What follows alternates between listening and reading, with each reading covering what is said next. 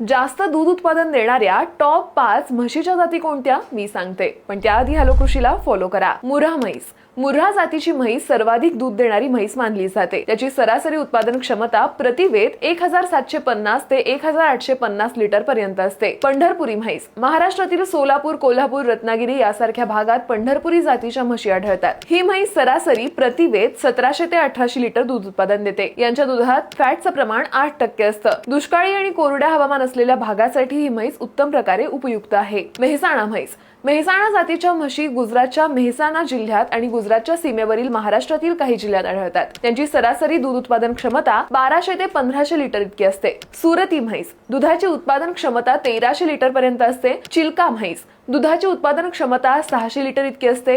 चिल्का जातीची म्हैस ओरिसा राज्यातील कटक, गंजमपुरी आणि खुर्दा जिल्ह्यात आढळतात. तुम्हालाही चांगल्या जातीची म्हैस विकत घ्यायची असेल तर आजच गुगल प्ले स्टोअर वरून हॅलो कृषी ॲप डाउनलोड करा. या ॲपची लिंक मिळवण्यासाठी कमेंट मध्ये लिंक हा शब्द टाइप करा.